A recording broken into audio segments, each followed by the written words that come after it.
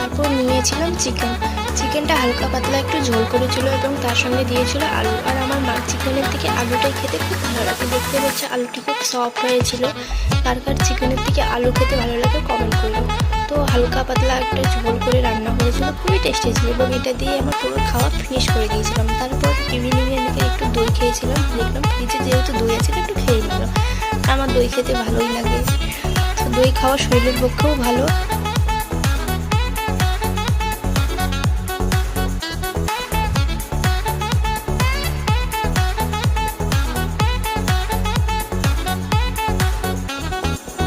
সন্ধ্যাবেলা খেয়েছিলাম 1 কাপ চা। চার সঙ্গে বেসিক্যালি আমার কিছু খেতে ভালো লাগে না, তো শুধুই চা খেয়েছিলাম, দেখতেই পাচ্ছ কোয়ান্টিটি কত। আর রাতে খেয়েছিলাম ডিম ভাজি দিয়ে এবং চাল কুমড়ি ভাজা, আর একটা সবজি বানিয়েছিলাম ছোটো মাছের ডাঁটার চচ্চড়ি। আর ছোটো মাছ খেতে ভালোই লাগে যেহেতু ডাঁটা দিয়ে বানিয়েছিল এবং খুবই টেস্টি হয়েছিল।